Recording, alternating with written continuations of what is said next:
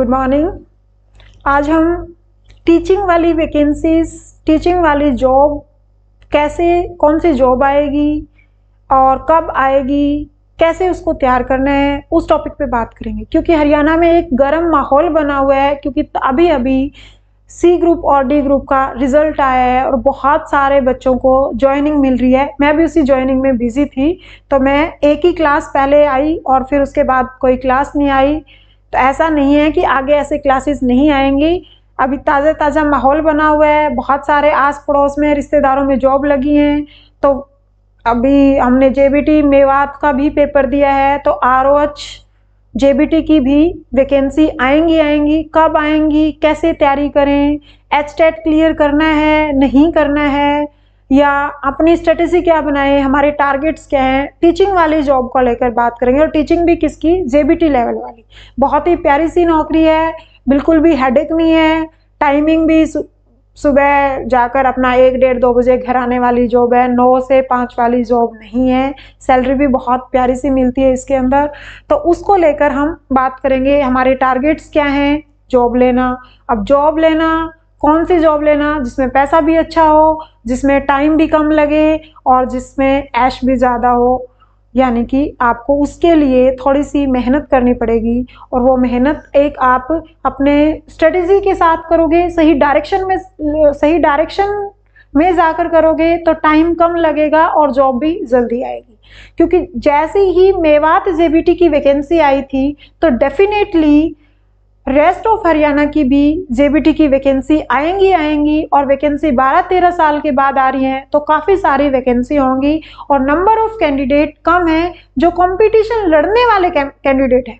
ठीक है, देखो पेपर तो कोई भी मुंह उठाकर, फॉर्म तो कोई भी अप्लाई कर देता है, लेकिन कंपटीशन में कितने कैंडिडेट बैठेंगे, कितने फॉर्म अप्लाई करेंगे, वो बहुत कम है और वैकेंसी बहुत ज़्यादा है। जैसे कि मेवात की वैकेंसी थी 1300-1400, तो उसका ऑलमोस्ट मैं तो मतलब डबल ही मान के चल रही हूँ, लेकिन सुनने में आ रहा है कि 4 टाइम तो होंगी, क्योंकि मेवात की जब 1400 आ गई तो रेस्ट ऑफ हरियाणा की भी बहुत सारी आएंगी। बट एक बार मैं डबल मान के चल रही हूँ, उसके हिसाब से आपको स्ट्रेटेजी बताऊंगी। देखो यहाँ मैं कुछ लिख कर लाई हूँ। टोटल फॉर्म जो मेवात की वैकेंसी थी उसमें कितने अप्लाई हुए थे, 54,000 फॉर्म अप्लाई हुए थे। रोल नंबर कितनों के आए थे, 45,000। क्योंकि कई लोग 2-2 फॉर्म भी भर देते हैं, फॉर्म गलत हो जाता है, रिजेक्ट नहीं करते हैं। तो इस तरीके से रोल नंबर ऑलमोस्ट 45,000, अप्रोक्स 45,000 के आए थे। तो रेस्ट ऑफ हरियाणा की यहाँ पर वैकेंसी कितनी थी, पोस्ट कितनी थी, पोस्ट लगभग कितनी थी, 1400। इसका अप्रोक्स डबल मानकर चल रही हूँ कि रेस्ट ऑफ हरियाणा में जो जेबीटी की वैकेंसी आएंगे उसमें फॉर्म कितने भरे जाएंगे, 60,000। क्यों, यहाँ 45 थे, यहाँ 60 क्यों? क्योंकि एक तो यहाँ पर बहुत सारे लोग सीरियस ही नहीं थे। जो 15 में एचटेट क्लियर करके बैठ गया, अब एचटेट को क्वालिफाई मान लिया, एचटेट जो 2015 में क्लियर करके बैठ गया वो शायद जॉब वाली दौड़ से दूर हो गया, तो कुछ लोगों ने फॉर्म नहीं भरे होंगे। कुछ इस बार जो रेस्ट ऑफ हरियाणा की वैकेंसी आएंगी उससे पहले एक एचटेट और हो चुका होगा, और अभी ताज़ा जॉब का माहौल बना हुआ है, 9 पर्ची 9 खर्ची का नारा लगा हुआ है।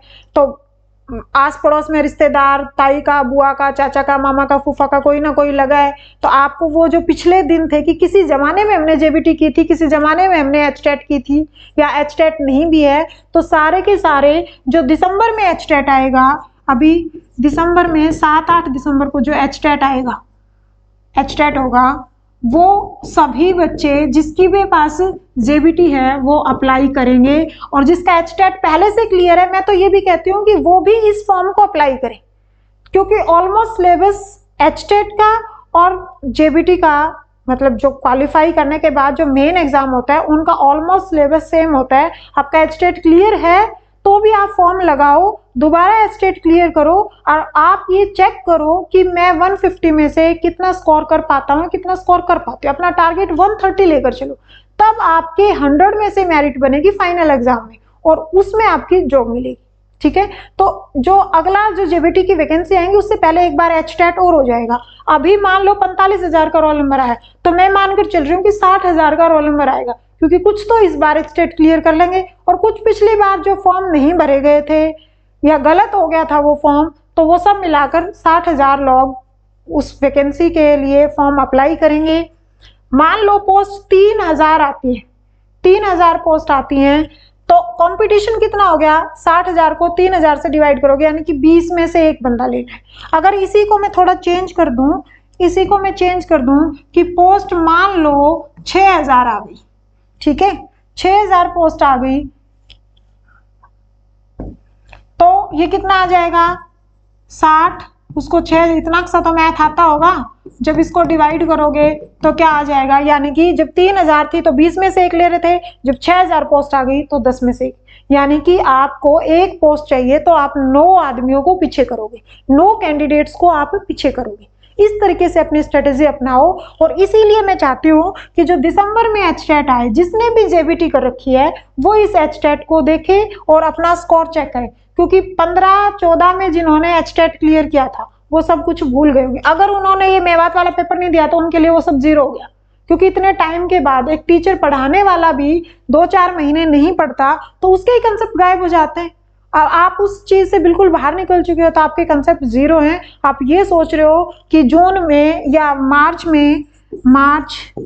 2025 में वैकेंसी आएगी और जून जुलाई अगस्त तक अगर 25 तक पेपर होता है और उस पेपर में मैं जॉब ले लूंगा या ले लूंगी, तो बहुत मुश्किल टास्क है। इसके लिए आपको अभी से तैयारी शुरू करनी पड़ेगी और एचटेट क्लियर होते हुए भी अपना एचटेट 2 जो अभी 2024 दिसंबर 7-8 को होने वाला है वो एचटेट 2, उसमें अपना, इस एचटेट में अपना टारगेट 130 प्लस मानकर चलो। ये क्वालिफाई होता है, इसमें 90 मार्क्स ही लेने होते हैं, लेकिन आप इसका टारगेट ये रखोगे तब जाकर आपको मुश्किल से 120 या 115 के बीच में आपके मार्क्स आते हैं। अगर यहाँ पर इतने मार्क्स आते हैं तो जब जेबीटी का आपका 100 नंबर का पेपर होगा तो 100 में से आप ये मान के चलो कि 75 प्लस या 80 के बीच में मार्क्स लेकर आओगे, तब जाकर मुश्किल से आप मेरिट में आओगे, क्योंकि 10 में से एक लेना है। अब जो सीईटी दिया है ना, लगता है कि 25,000 नौकरी मिल गई। अब 25,000 में कंपटीशन कितना था, बहुत ज्यादा कंपटीशन नहीं था। एक बच्चे का 4-4 जगह रोल नंबर आया हुआ था, तो कहीं ना कहीं तो उसकी लगनी थी। अब वो इतनी सारी तैयारी कर रहा है तो कहीं ना कहीं तो उसकी सेटिंग बननी थी। अब ये लग रहा है कि नौकरी इतनी सारी एकदम से कहां से आ गई। इसके लिए बच्चे 4-5 साल से रगड़ा खा रहे हैं। एक पेपर को उन्होंने 2-2, 3-3 बार दिया है, लेकिन तुम्हारे साथ ऐसा नहीं होगा, क्योंकि अब जो हमारे चेयरमैन आए हैं वो एक कैलेंडर भी लेकर आएंगे। उस कैलेंडर के हिसाब से एग्जाम की डेट भी आएगी, उस कैलेंडर के हिसाब से सिलेबस भी आने लग गया है।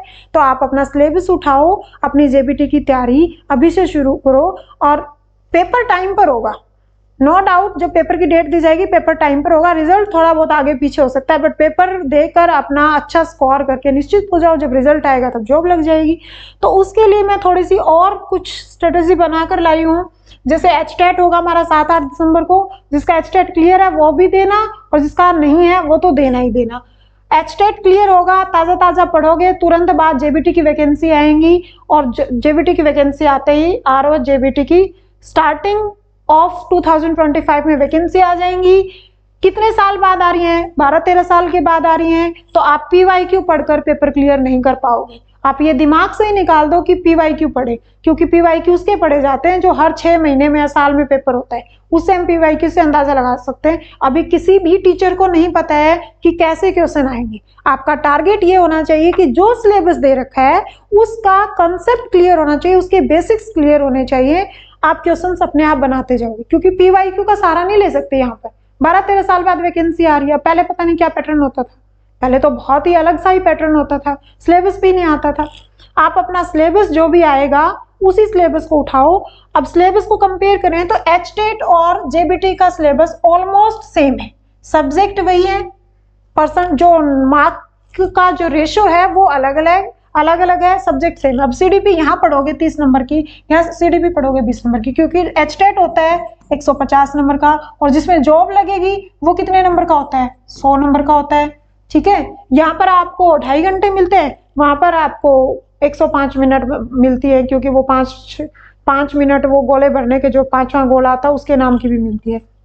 लेकिन सीडीपी अगर यहाँ पढ़ ली, आपके कंसेप्ट अच्छे बन गए, आपका बेस तैयार हो गया, तो वही सीडीपी यहाँ पर है। ठीक है, अब बाल विकास है या अधिगम है या पर्सनैलिटी है अब पर्सनैलिटी ये थोड़ी है कि एचटेट दे रहे हो तो आदमी का जो पर्सनैलिटी वाला टॉपिक है वो बदल जाएगा, या फिर आप जेबीटी का पेपर मतलब जॉब वाला जो पेपर दे रहे हो उसमें वो अधिगम वाले क्वेश्चन बदल जाएंगे। आपका बेसिक तैयार है, आपका कंसेप्ट क्लियर है, तो आप इधर स्कोर करोगे तो उधर भी कर जाओगे। तो अपना ये वाला टारगेट है जो 150 वाला है, इसको आप 130 प्लस मानकर चलो, तब जाकर आप इधर कहाँ आओगे, मेरिट में आओगे, और तब आपको जॉब मिलेगी। इसको सिर्फ 90 नंबर लेकर क्लियर करना होता है, लेकिन यहाँ पर आपको क्या होती है, यहाँ पर आती है मेरिट। ठीक है, अभी सर्दियां शुरू हो गई है, अपना टारगेट रखो रोज 2, 3, 4 घंटे पढ़ना, क्योंकि देखो एचटेट तो बिल्कुल ही स्पीड से आ रहा है, एक ही महीना रह गया। नवंबर के स्टार्टिंग में फॉर्म स्टार्ट हो जाएंगे और दिसंबर के स्टार्टिंग में पेपर हो जाएगा। नवंबर के फर्स्ट वीक में नोटिफिकेशन आ जाएगा, दिसंबर के फर्स्ट वीक में रोल नंबर आ जाएंगे। तो इस एचटेट को क्लियर करने के लिए तो आपके पास एक ही महीना है, पर जिसके पास पहले से एचटेट क्लियर है वो आप इस एचटेट को इस तरीके से तैयार करना कि आप इसके अंदर 130 को स्कोर कर पाओ, तब जाकर यहाँ पर मेरिट में आ पाओगे। और ये वैकेंसी बहुत जल्दी आएंगी और डेफिनेटली आएंगी, क्योंकि बहुत सालों से वैकेंसी आई नहीं, और मेवात की आ गई तो रेस्ट ऑफ हरियाणा की भी आएंगी। ठीक है, अब यहाँ पर ये जो सीडीपी 30 का, हिंदी 15-15, इनके साथ क्या होती है, पेडागोजी भी होती है। थोड़ा सा पेडागोजी के ऊपर पकड़ बनाना, क्योंकि सिलेबस में पेडागोजी दी है, सब्जेक्ट की पेडागोजी दी है, तो उस पेडागोजी के यहाँ पर भी क्वेश्चन आएंगे। अब मेवात वाला ही पेपर उठाकर देख लो, उसके अंदर भी पेडागोजी से क्वेश्चन, मैथ की पेडागोजी पूछी हुई थी। हालांकि मैथ की पेडागोजी तो हम पढ़ते ही नहीं है, बहुत रेयरली पढ़ते हैं। अब मोस्टली बच्चे क्या होते हैं, इधर वाले जैसे कि सीईटी के पीछे भागे हुए। अब सीईटी में तुम क्या पढ़ते हो, रीजनिंग भी पढ़ते हो, मैथ रीजनिंग पढ़ते हो, मैथ पढ़ते हो, क्वांट और मैथ एक ही बात होती है, ये पढ़ते हो, हरियाणा जीके भी पढ़ते हो, हिंदी भी पढ़ते हो, इंग्लिश भी पढ़ते हो। अब सीईटी वाले बच्चे एक तो क्या पढ़ेंगे, सीडीपी नया पढ़ते हैं, और एक क्या पढ़ते हैं, ईवीएस। ईवीएस भी हमारा जीके का ही पार्ट रहता है, तो जो सीईटी में जीके पढ़ते हो वहां पर ईवीएस भी आती है। यानी कि सीडीपी को स्ट्रॉन्ग करना है, यहाँ 30 नंबर का है, वहां पर 20 नंबर का है। बाकी अपना रोज 2-3 घंटे पढ़ना स्टार्ट कर दो। हल्की हल्की ठंड भी आ गई है, अगर आपको एक नौकरी 6 महीने या 8 महीने तैयारी करके मिल रही है, क्योंकि देखो अभी तो यही दुआ करो कि तुम्हारा जून से पहले पेपर ना हो और तुम बहुत अच्छे से उसकी तैयारी कर लो। जून में तुम्हारा पेपर हो तो जून के 6 महीने वो बच गए, 2 महीने यानी कि 8 महीने में जेबीटी का सिलेबस अच्छे से किया जा सकता है। सिलेबस को उठाओ, सिलेबस के हिसाब से पढ़ो, क्योंकि सीईटी का पूरा जितने भी एग्जाम चाहे कैंसिल होकर आए हो चाहे कैसे भी आए, सिलेबस के हिसाब से। तो हरियाणा में भी पहले वो होता था कि सिलेबस के हिसाब से पेपर नहीं आता, अब सिलेबस के हिसाब से पेपर आता है।